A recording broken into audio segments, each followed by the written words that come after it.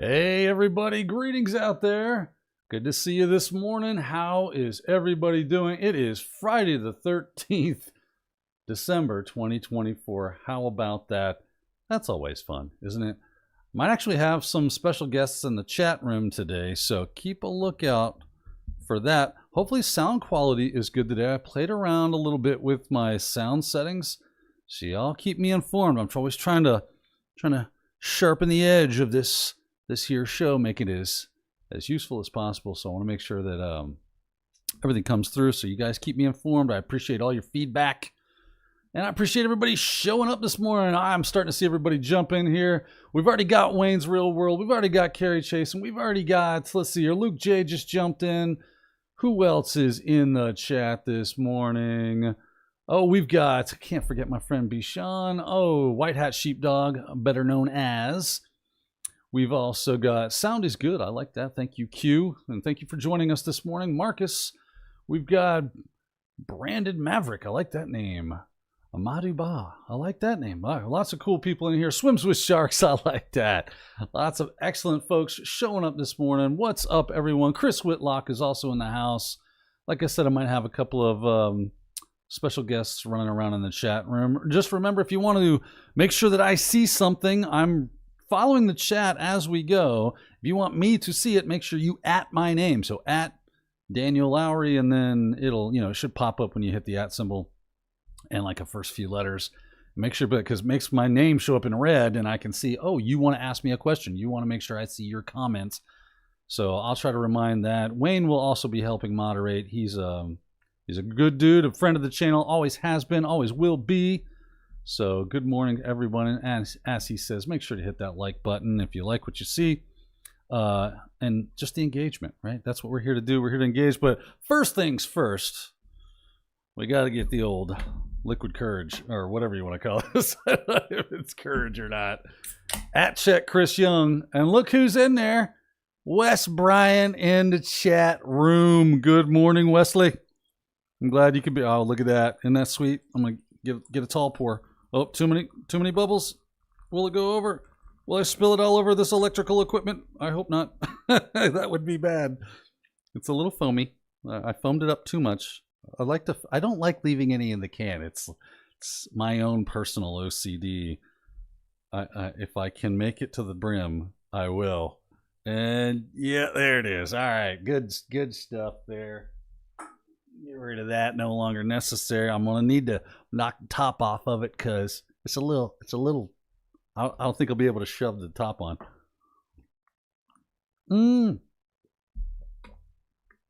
I've waited all week for that. It is so good when it hits your lips. It's so tasty. Put that right around there. It's off the camera. Let's see here. White Hat Sheepdog says, since the holidays are coming up, what are some hacker cybersecurity themed movies you recommend to stream and watch? I like that. We're starting off with pop culture. Monster Reputation. Yeah, I got that, Chris. I'm not leaving that out of the gate. All right, let's see here. Holiday movie recommendations. Hacker stuff. Well, you guys can't see it. I've got a War Games movie poster over here. If you haven't watched War Games this year, by all means, please give that a watch. It is definitely one of my faves.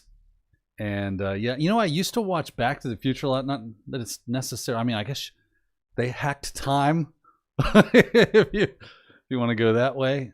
And also, guys, let me know because my audio input capture is pegging sometimes.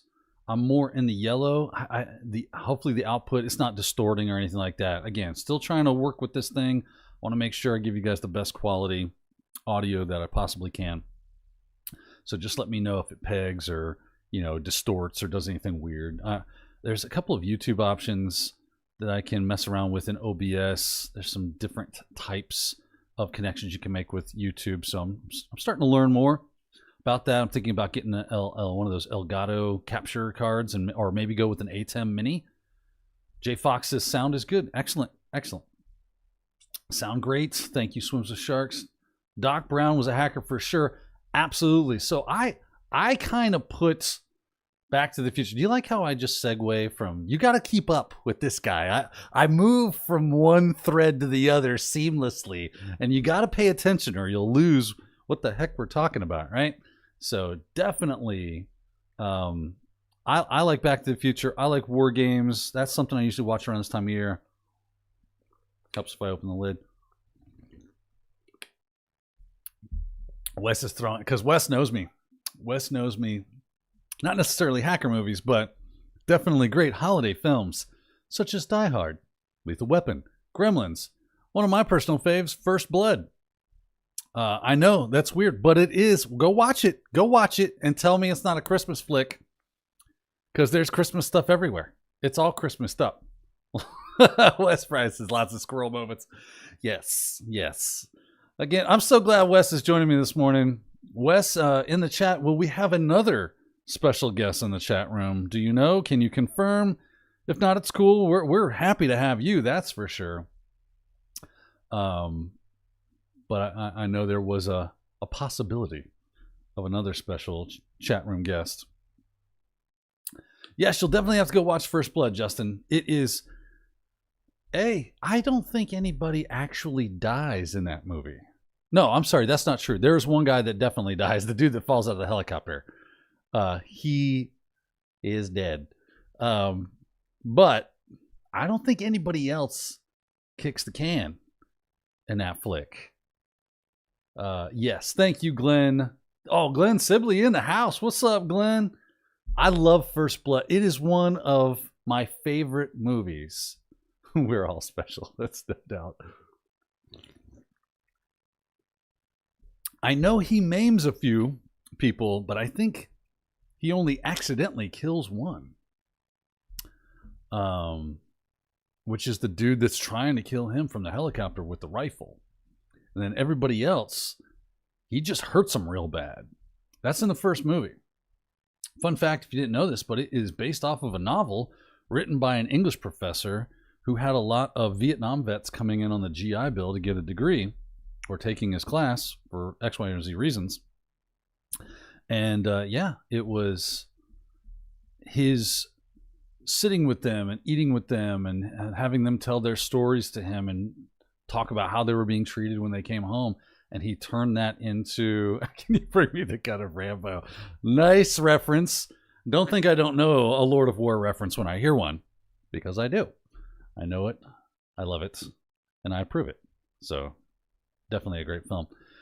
If we go back to Bijan's question, so boom, Justin Gold gets me with the Google fact-checking. Thank you, sir, that I am right.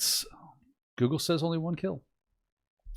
In the other films, I don't know that that is the case. Right, definitely, there's my... I guess I should turn the sound off of my my phone here. Put it on vibrate. Let's see here. Someone's texting me during my live stream. How dare they? All right. Well, it's for a good cause because it's insider information, but very cool. All right.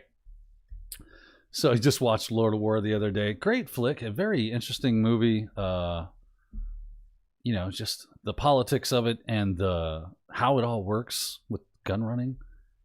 Crazy flick. Well done. Interesting story. But let's move into some more tech-related stuff, right? This is CyberCast IRL, for goodness sake. And that's what we're here to do. I could talk stinking movies. I should make a whole nother channel dedicated to like my favorite pop culture stuff, because I'm a bit of a fan from my era. I've done okay with remembering all the things that I lived through. And it is a lot of fun, and I still enjoy it to this day.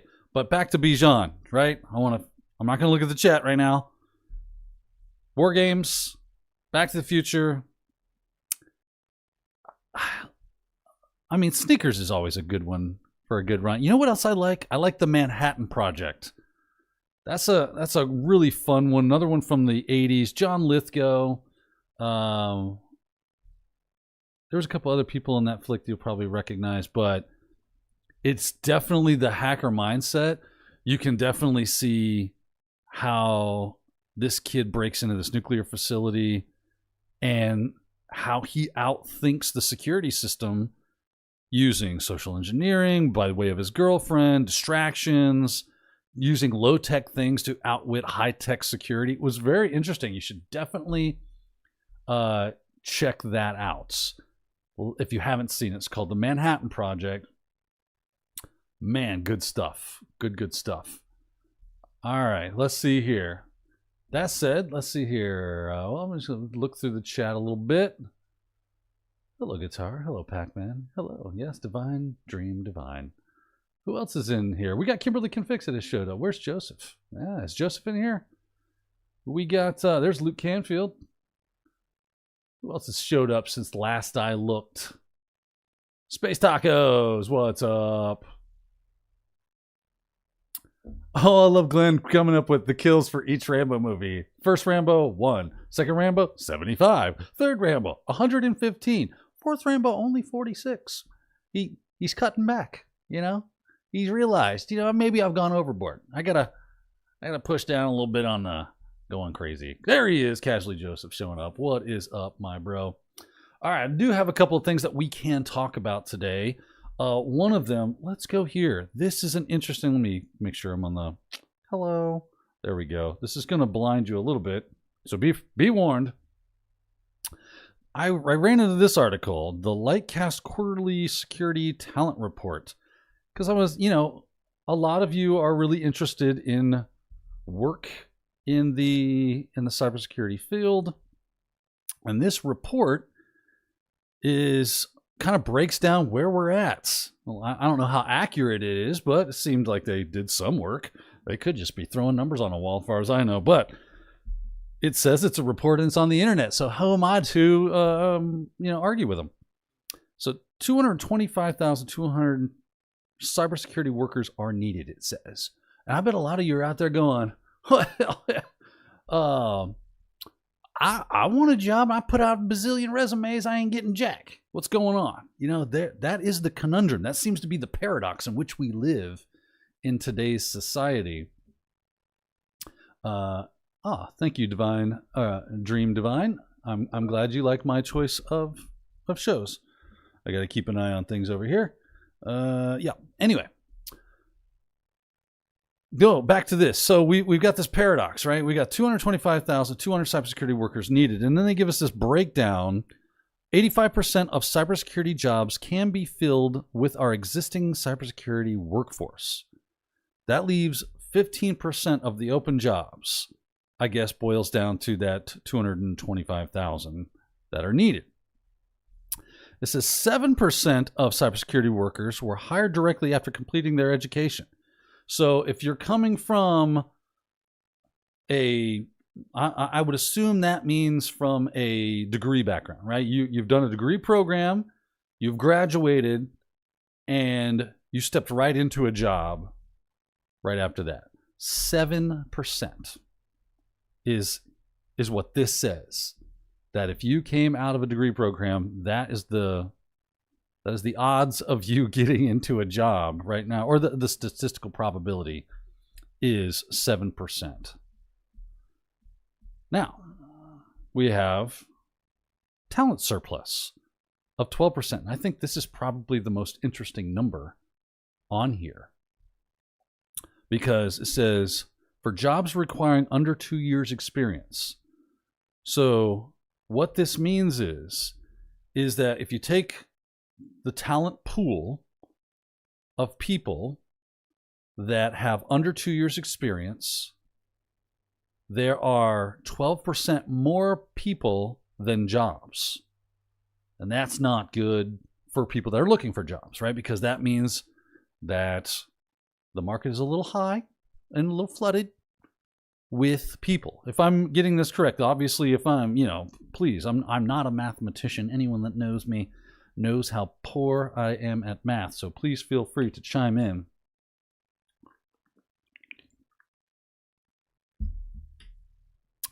With any information you have on that. But 12% means there's 12% more people in the talent pool in that job range than there are jobs for. That means one thing: competition. And I think that is one of the big issues that a lot of people are having when they're trying to get work nowadays. And now it's so funny. I just popped over to the chat. I saw Wayne grab me and said that Carrie Chasen is asking, how do you break in? Right? That's their question. I kind of see his question now. Thank you, Wayne. He said he was just told in Texas that they are always looking for people in data center jobs. Just wondering how I can get into a job for that. Well, first of all, you got to put your chips in the middle of the table, right? You can't win what you don't bet.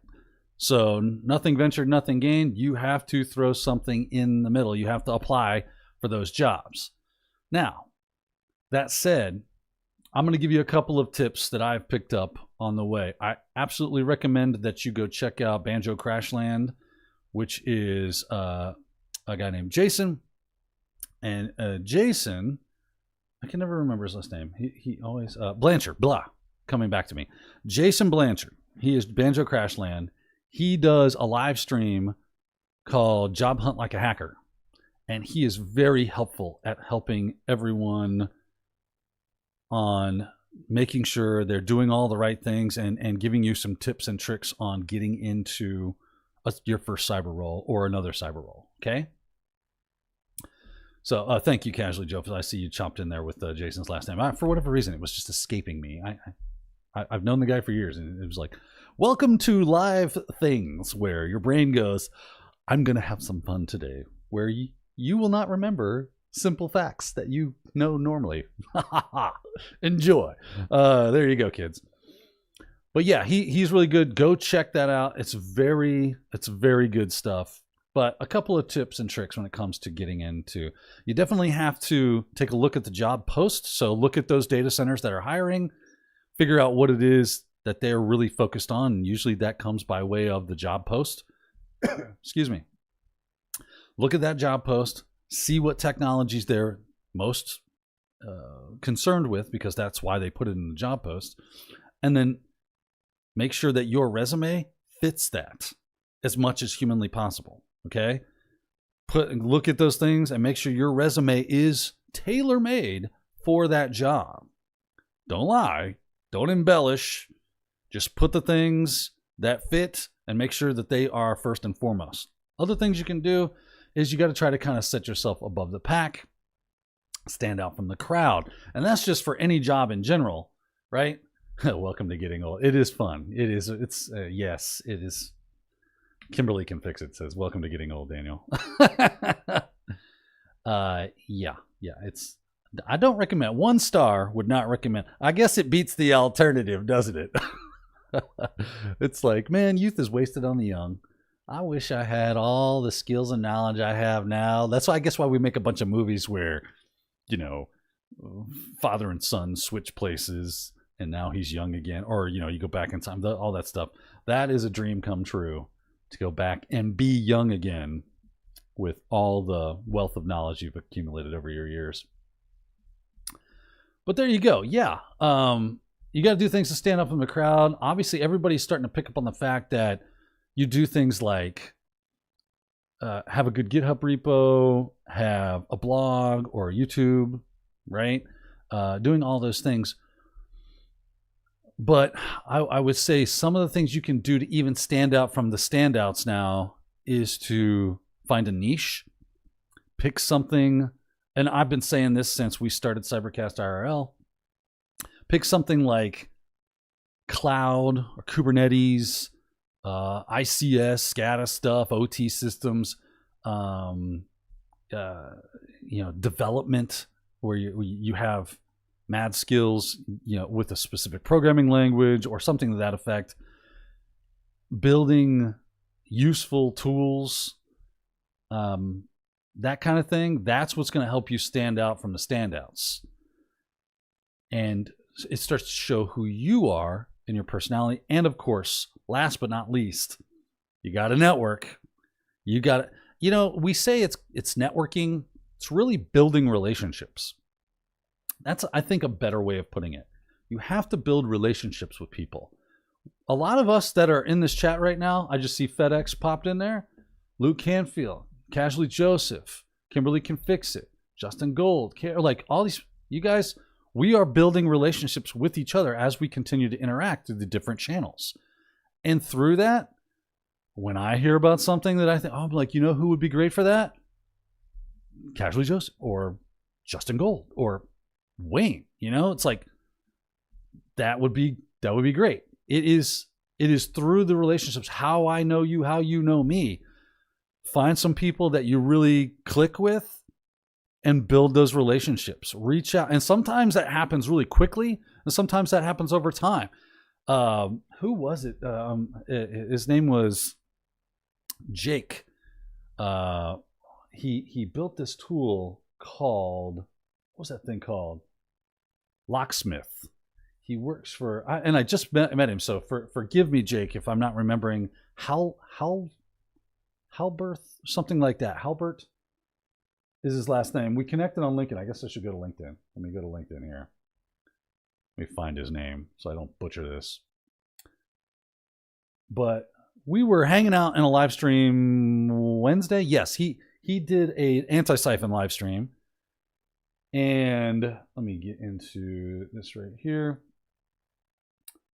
Jake Hildreth. Yes, Jake Hildreth.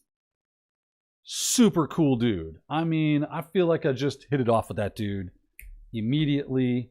He works for Trimark. Yeah, he built this cool tool for Locksmith, which helps you look for insecurities and irregularities in your ADCS environment. Very cool stuff. No, it's not Malware Jake. I wish, yeah, I might know Malware Jake off the top of my head. Or at least we've crossed paths from time to time. But yeah, gotta get those relationships. Me and him just kind of clicked. He immediately reached out to me on LinkedIn.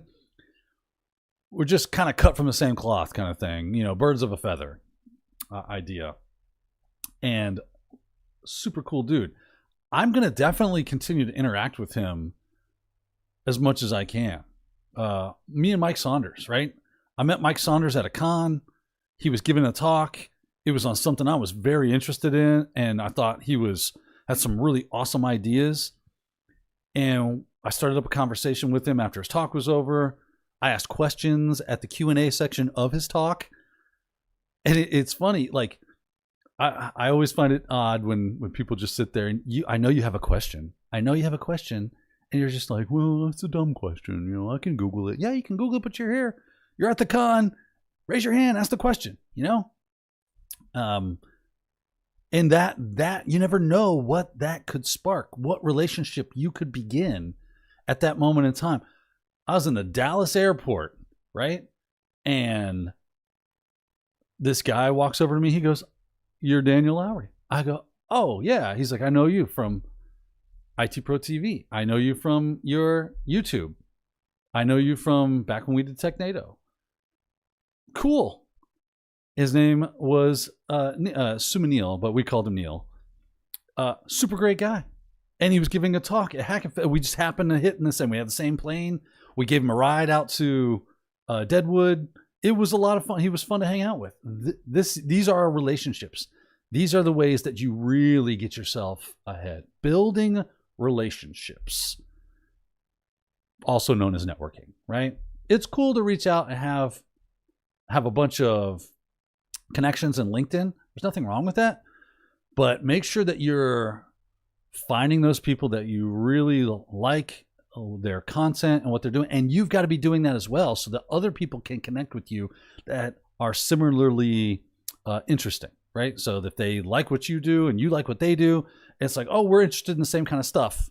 Cool, let's get together and start talking about this. Maybe we create a group. Maybe we have a Discord. And all of a sudden things start happening, right?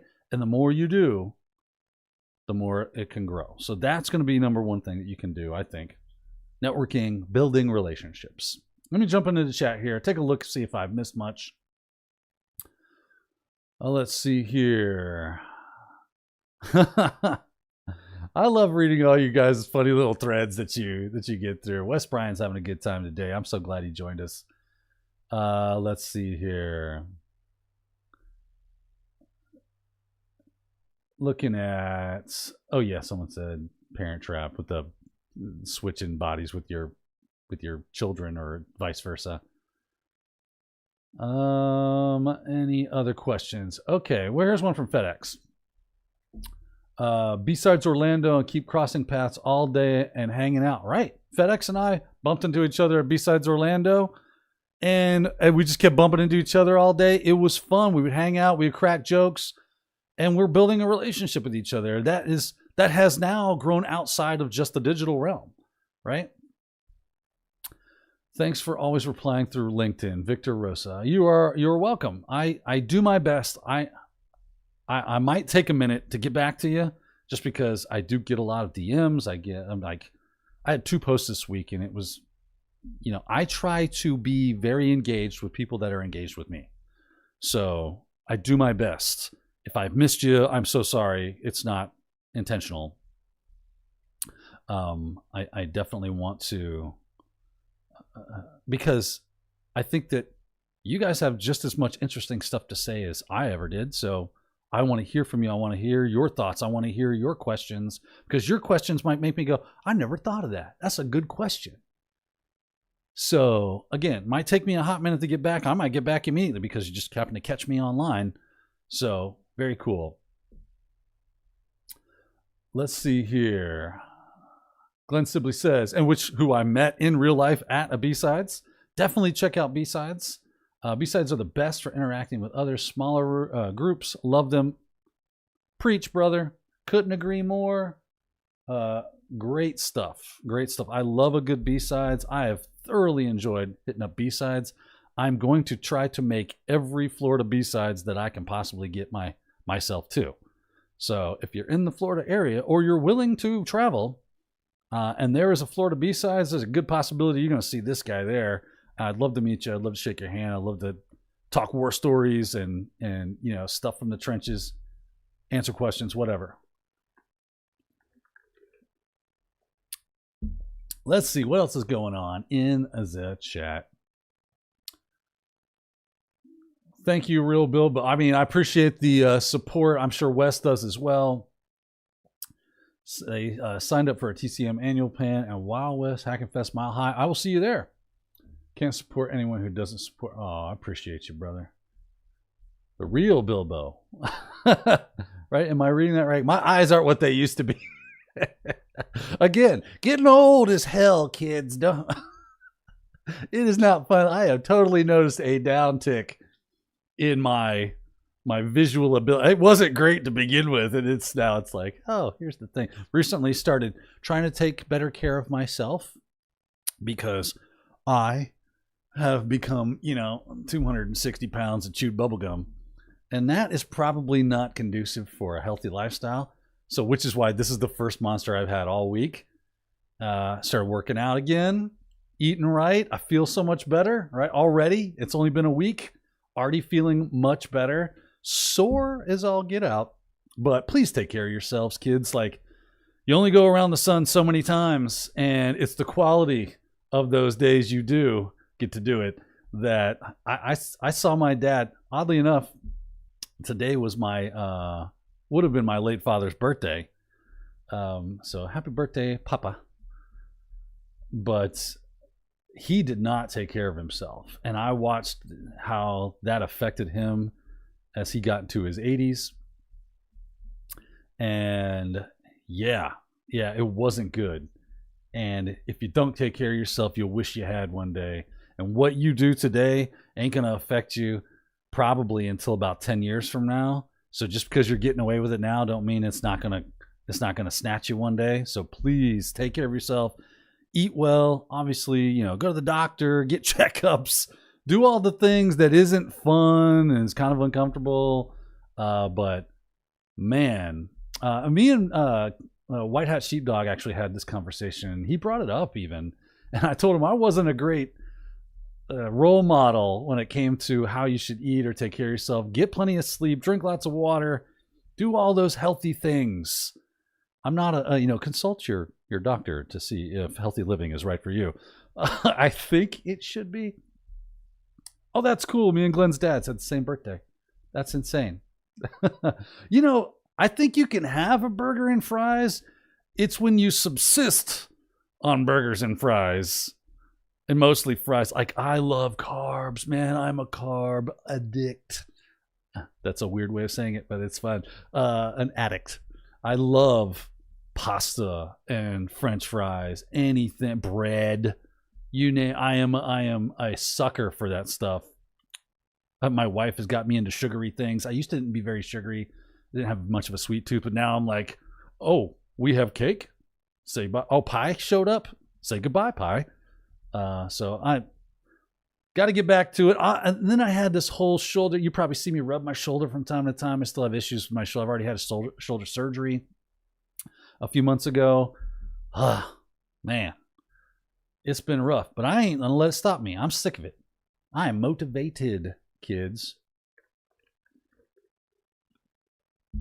Yep, Casually Joseph says our brains are wired to love carbs and sugar. He's absolutely right. Let me check the chat real quick. I have missed a lot. Let's see here. Kimberly Can Fix It says, met KevTech and Daniel at the same time at B-Sides. That was fun. She's just like in the hallway and she's like, I'm standing there with KevTech. We're just having a conversation. And she's like, hey, it's you and you. And her brother, who was freakishly tall, took a picture. It was a lot of fun. And we started a relationship. Now I know Kim. I know her. When I see her, I can't wait to give you a hug next time. And every time I see you in chat, you do such awesome, great work. I can easily recommend you and say, like, as a reference, you know what I mean? It's because we have a relationship now. Carrie Tyler, you should come to B-Sides NOLA. We are working on getting it to pre-COVID experience. Cool. Yeah, I'm going to ShmooCon next month in DC. And it's not pre-COVID experience. They want you to wear a mask and everything. So I got to buy some masks and get all masked up and do the thing. Let's see here. Wes Brian, soon you'll be staring at the floor to look at something. Yeah. That's an inside joke because I will give Wes something like, I'll be like, here, Wes, check this out. And he would go like this. He would put it in front of me and go, like, it's not on your shoes, bro. What are you looking at? He's like, I'm looking over my glasses. Because he didn't have, bifocals or transitions or anything. And yeah, that's exactly what you do. You put it here and you look down and you look over the glasses, but it looks like you're staring at your shoes. That is too funny. White Hat Sheepdog says, we need you. I need you guys too. I need you guys as much as you need me. This is a symbiotic relationship, kids. Right? You guys keep me going. You feed me with ideas. You feed me with thoughts.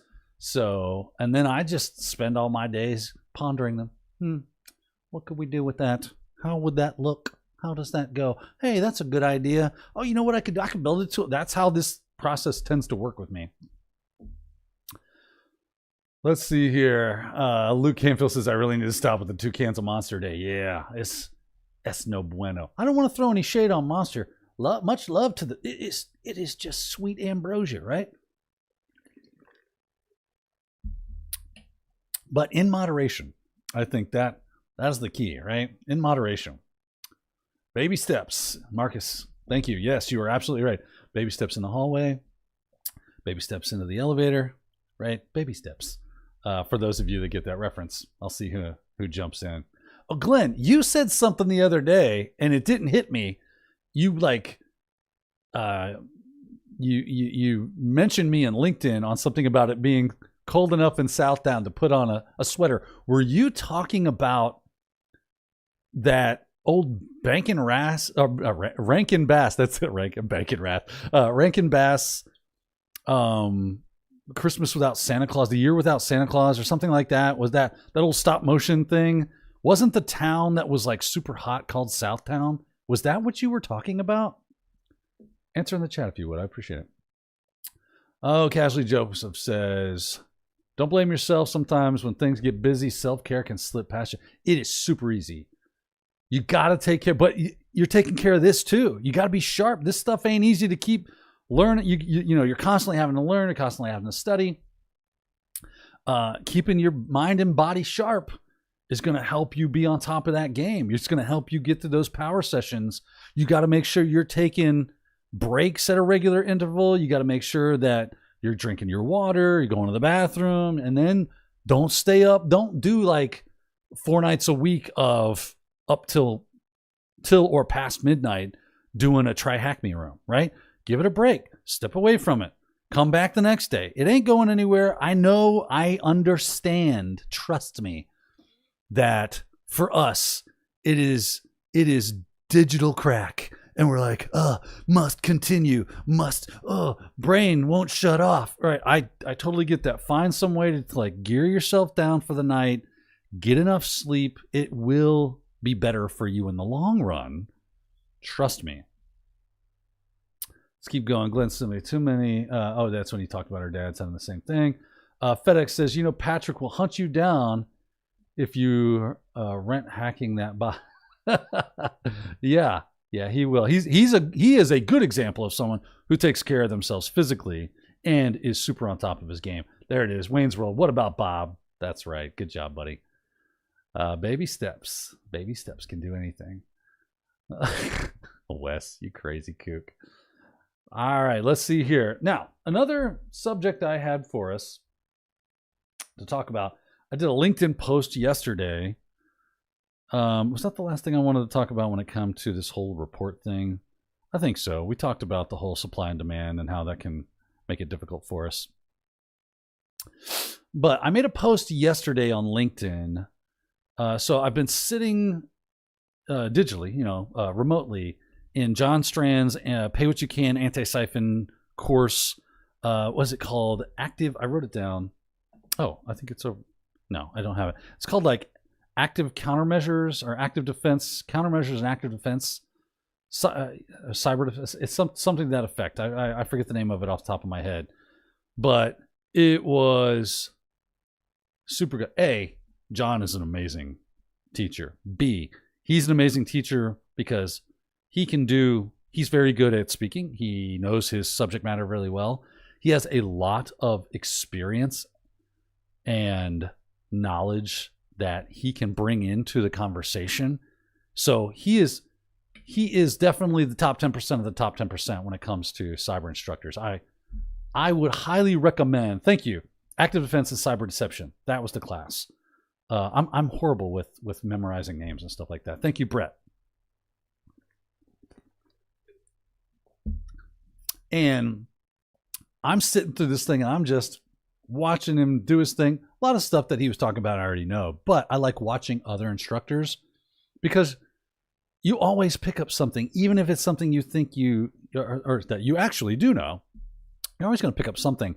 And a lot of what he was doing in the class was honeypot type stuff or ways that you can mess with hackers, mess with attackers against your network.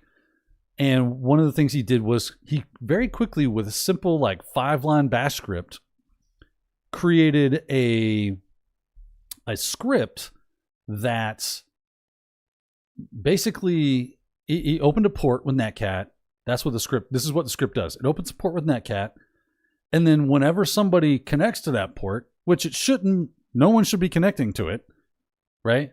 Why is it getting connected to if no one's connecting to it? Because someone's probably running a scan against your network. And if they're running a scan against your network, and this wasn't an authorized thing, then that means they're most likely an attacker. So what do we want to do with people that scan our network? Well, let's just block them with the firewall. And now that's what it does. He just jumps into IP tables, so he grabs the IP of the device that connected to that port, which shows up in the Netcat output. So he just greps that out and cuts it out using, I think he used awk. So he used awk to cut that piece out. And now you got a little variable and you can throw that into IP tables and just drop that. Just add it to the deny list, add it to the drop list. Booyah, all done. Simple, easy. And he was talking about why he built that tool, which was he was doing some cyber exercise, I think for the government. And he said that he knew that the red team that was coming in was primo. And he wanted to give him a little bit of a fit. And he couldn't use any other tools. Like the tool that he normally would use was software blacklisted. He could not bring that tool in. They were like, nope, that will not fly here. So he was like, cool. Can I use anything that's on this box? And they're like, yeah. I'm kind of like elaborating on his very much shorter story. So he just built a script out of the technology stack that was allowed and started firewalling anybody that, so, because the first thing you do in a red team engagement, or one of the first things you do, is you start scanning for open ports. You got to know where the doors are and whether or not they're open, and are they being filtered? Are they, what do you do? And yeah, so it immediately just adds them to a denial list and they get nowhere. I was like, that's cool. And I thought that is a prime example of why you should know. And on my post in LinkedIn was, do you need to know programming or scripting to be in cybersecurity? The answer is no. Should you know it? Is it a good idea? Absolutely, positively, yes. It is a good idea. I hope nothing's wrong. I haven't seen the, yeah, there it goes. I hadn't seen the chat scroll by in a while. And I made this post and someone said they basically agree. I don't think that the comment is still there. I feel like they removed it. I was going to answer it. I just didn't get there because it was late last night when I saw it. They said, I agree with you that yes, that this is a good idea, but we see a lot of people like building stuff that's they are reinventing the wheel, as it were. This software already exists. Why not use a honeypot that's already existing, like Cowrie or Dianea? Great question. And I think they actually brought up a really good question, but I think there are some answers to that are valid, right? So here's what I came up with. Number one, and they agreed with this in their post. So if it's still there or you're watching that you posted that, I really appreciated that. I liked that you were giving some pushback. It's never good just to go, I agree for the sake of agreeing because you like the person or the idea. You gotta, I always say this, I hope my position, and I don't think it is, I don't think my position is so weak that it cannot withstand scrutiny. So scrutiny is a good thing. Questions are good things. People, as long as they're being asked in the right attitude, right? If you're asking questions with the right attitude, with the idea of, I really don't understand this, or I think this, I don't want to put you on blast. I don't want to make you feel bad or try to make myself feel superior, but I think this, and I'd love to get your, you know what I mean? There's always like a good way. It's called tact, right? Have some tact with the people that you are questioning, because you don't want to put them on the defensive. You want to this is a collaboration. We want to build good stuff.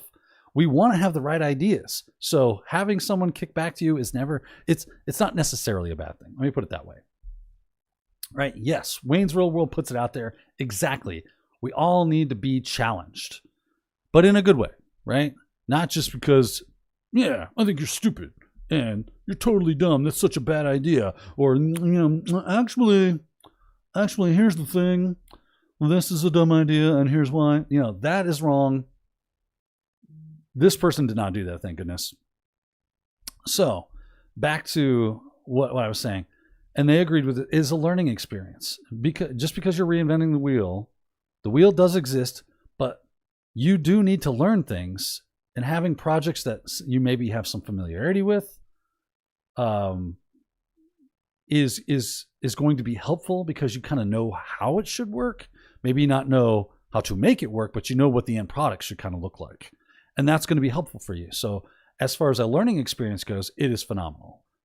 By all means, go build your own Nmap port scanner. It doesn't have to be Nmap, just as long as it can connect to a port, verify that it's open, and then report back to you that found an open and or closed port.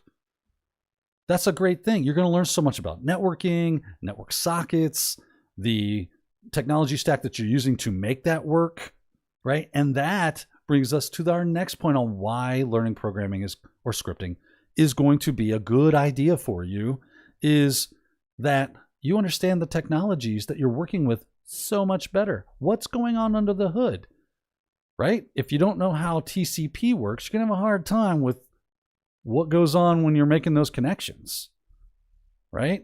Why isn't this working? Well, let's take it back to brass tacks. How does TCP work? Is that happening? Let me fire up Wireshark and make sure all all the bits and bobs are going where they're supposed to go. Where's the breakdown in communication? The machine's not on. Physical layer, oh, my bad, right? It's easy to think that the foundations and the basics are easy to bypass. And I don't want to do that. That's simple baby stuff and, whatever, and jump over and try to run across the road to the finish line. Yeah, and sometimes you can do that, but you really kind of rob yourself of a lot of things. Don't do that. In my experience, in my estimation, that's not a good idea. So you're going to start building a bunch of skills that are going to be useful and knowledge as well as you move on. And now you know how to do that within the stack you're using. So if you're learning something like Python, now you know how to use Python more. And yes, you might not want to reinvent Nmap, but I would say that knowing how to build those socket connections and transfer data back and forth and display information, those are going to be real skills that you need to know in Python for building something that might not already exist, right? Now you can start building your own tools that maybe is a one-size-fits-one solution, and that's fine. But it's super helpful to you, and that matters. That absolutely matters. And that's absolutely awesome for you to be. And then maybe one day you start to go, if this is a problem that I had, and I built a tool that's helped me overcome that problem, maybe other people have the same problem, and I can maybe put some polish on this old tool. Give it a little more niceties. And, it goes back to old Jake that I talked to, that we were talking about earlier. I just cannot remember his name. Hildreth. Jake Hildreth from Trimark, right? That's why he built Locksmith. And now it is a tool that people use, and they are revamping it 2.0. It's going to be even better, right? Building a front end for it, right? That's how these things go. One day it's the simple thing that just kind of fixes a little problem that you have. Wes Bryan putting it out there. Simple fixes are commonly overlooked. Exactly. Now you can build something that fixes something simple for you. And then you find edge cases the more you use it. Oh, it doesn't work for that. Let me enhance it. Let me refactor. Let me make it better, make it stronger, make it faster.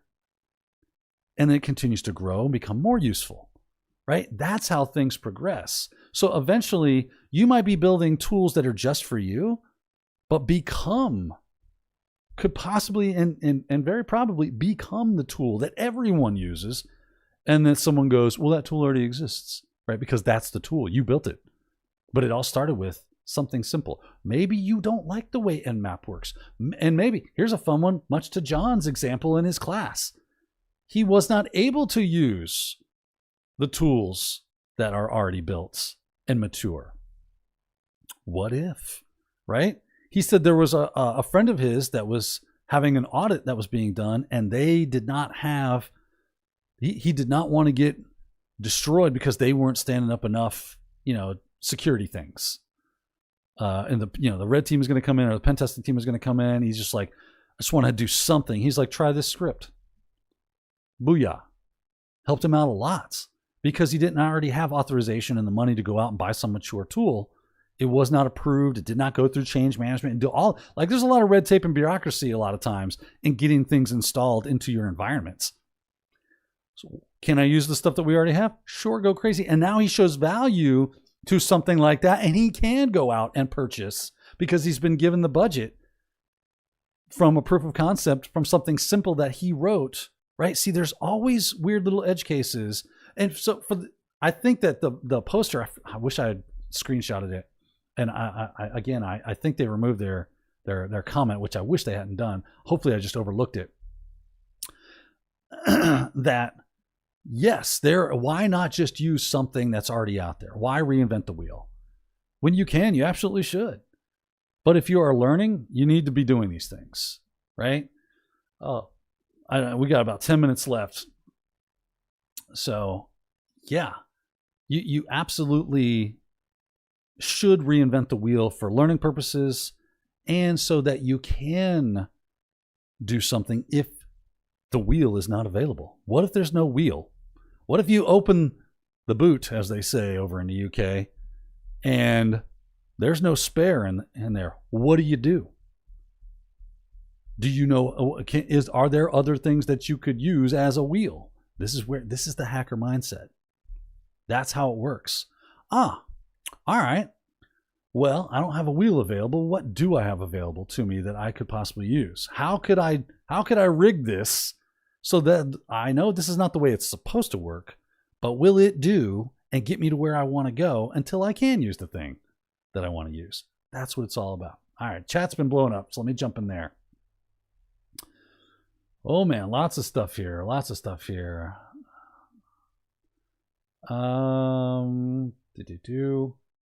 All right, I think the last question I see is from, or the first question I see that I didn't see before. Divine Dream Divine says, "We are your children." Ha ha ha. Lots of caring, great ideas about health. Well, thank you. I'm glad. I want you guys to take care of yourselves.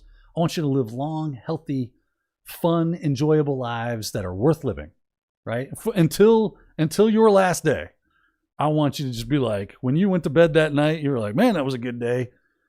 Because I've seen too many of my family and friends who have gotten older. They didn't do that and they wish they had. And I was one of those. I have been one of those people. That stops today, or it's stopped as of about a week ago. Let's see here. A lot of love for John Strand and Anti-Siphon. Listen, pay what you can. Please go watch free training. It's free. It costs you nothing. When they say pay what you can, if that number is 0, then that's what you can pay. 0. I will say this as a caveat. For those of you that do pay in the pay what you can stuff for the Anti-Siphon training, that money goes to allow for people that don't have that money to be able to pay 0. And John says all the time, he's like, one of our mottos is we're proudly sucking at capitalism. And if we're breaking even, he's thrilled. He's thrilled to death. So I'm not speaking out of school when I say that. He has, in many public forums, made that quite perfectly clear.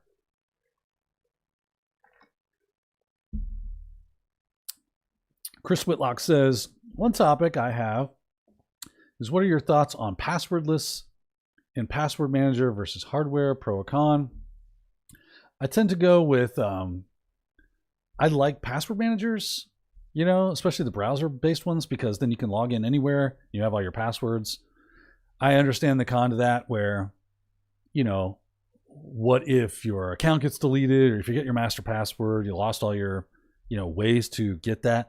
That is a nightmare. At the end of the day, I think for most people, that's going to be the best way to go. I do believe that the future is probably going to be some sort of hardware token, most likely, just because it is the most safe and mature. I really like using authenticator apps and stuff right now. I think people are starting to just get that's life. 2FA, that's how we work, of course, or MFA. It's just life. It should be life. It is a minor inconvenience that drastically increases our security posture, right? It's not perfect by any means. Don't hear me say that. But it is a good idea. It's better than not doing it. That's like saying, I'll just use, WPA, or not WPA, WEP. I'll just use WEP. No, don't do that. That's a mistake, right? Have some security. So I'm a fan of anything that increases our security. I think what we need to do is really get more buy-in from the general public on what it looks like.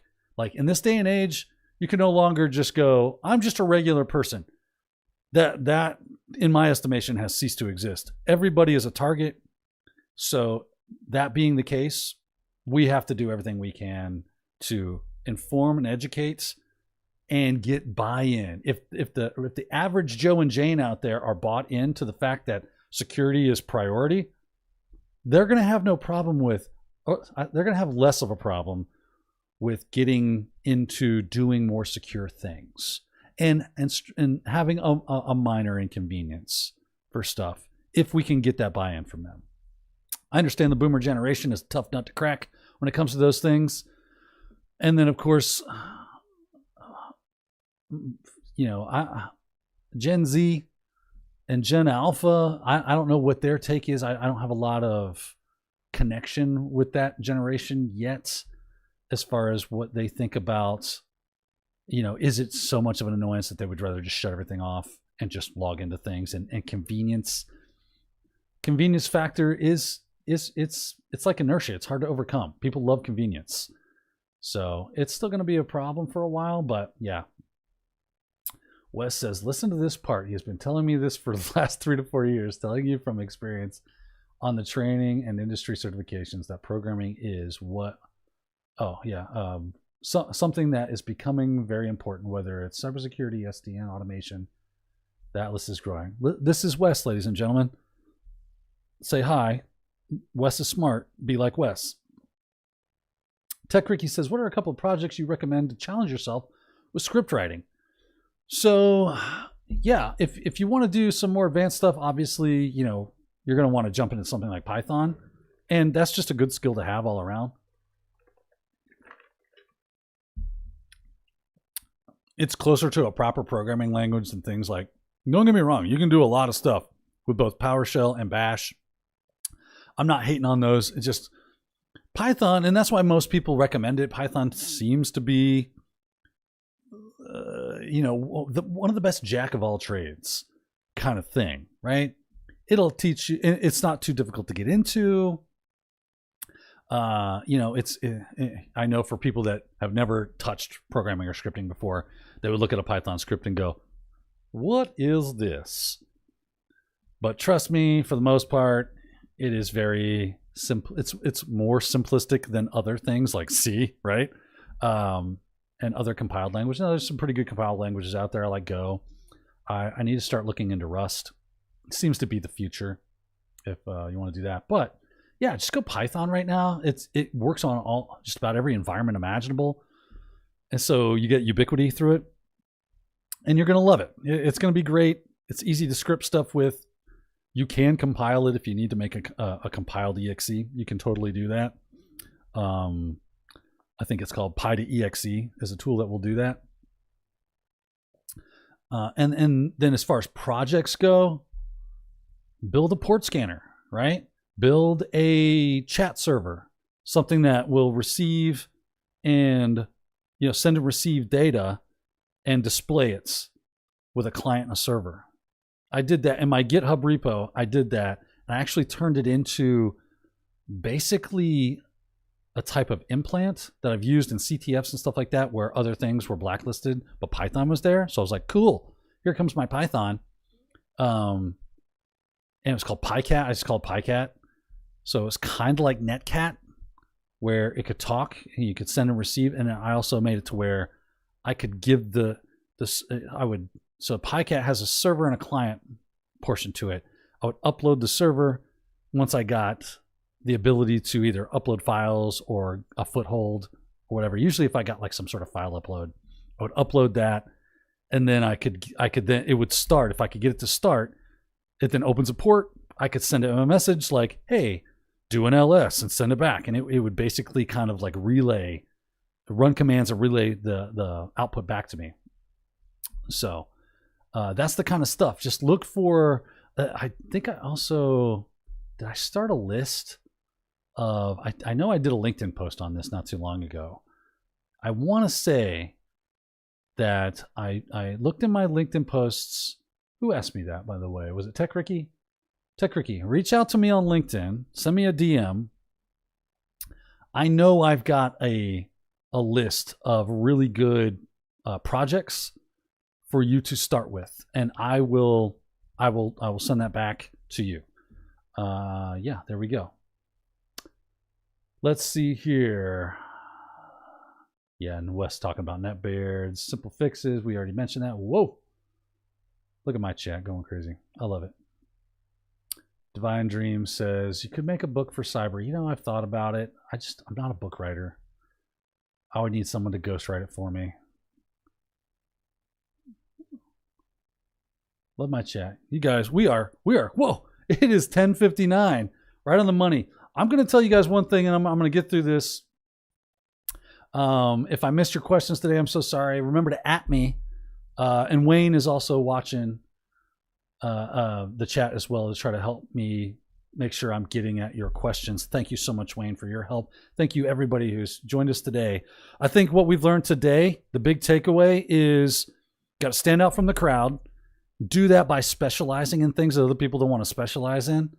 And this, I'm going to go back to Wayne. Wayne is such a friend, and he always has such good inputs.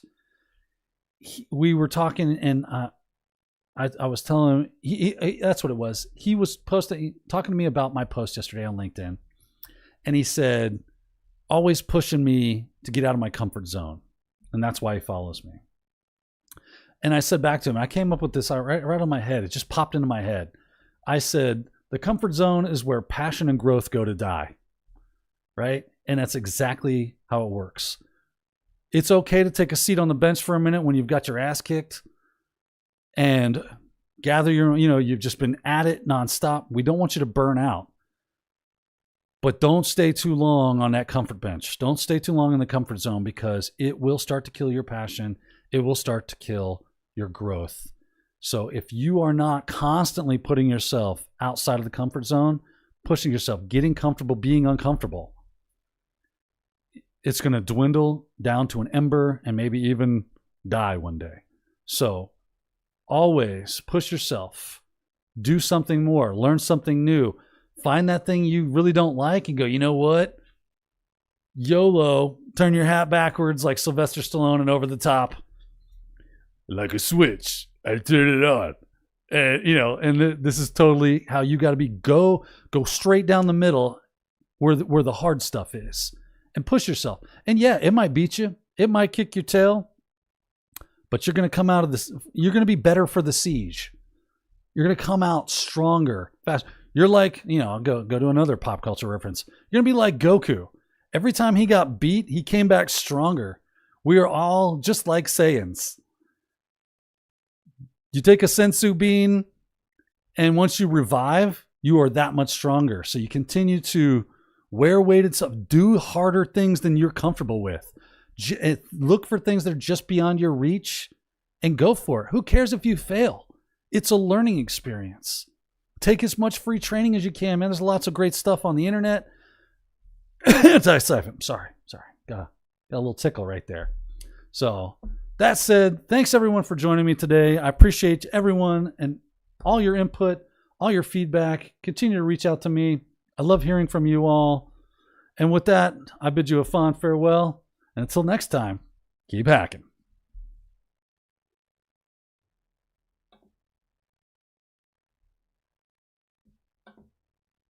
I can't get to the stream. There it is. Bye.